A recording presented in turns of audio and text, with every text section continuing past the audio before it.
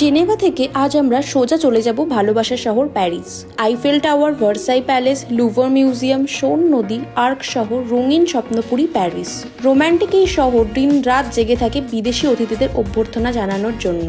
ঠিক আইফেল টাওয়ারের উপরে বসে রাতের আলোক ঝলমলে প্যারিস দেখতে দেখতে ডিনার করতে চান? পকেটে 190 থেকে 200 ইউরো নিয়ে চলে যান লা জুল ভার্ন নামক রেস্টুরেন্টে। তবে এত টাকা খরচ না করেও চাইলে পেয়ে যেতে পারেন প্যারিসের ঐতিহ্যবাহী সব খাবার। তাই নজর রাখতে হবে প্যারিসের প্রশস্ত রাস্তার দুই পাশে স্ট্রিট ফুডের দোকানগুলোতে।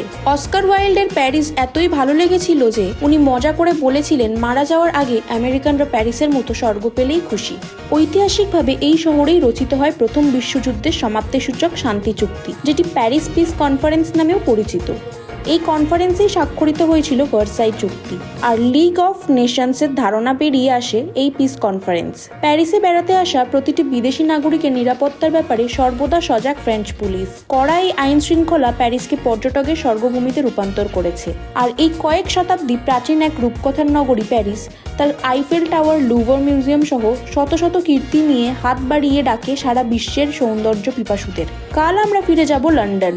লন্ডনেও আরও কয়েকদিন থেকে একটু ঘোরাঘুরি আর শপিং করব আমরা। সঙ্গে থাকবেন আপনারাও।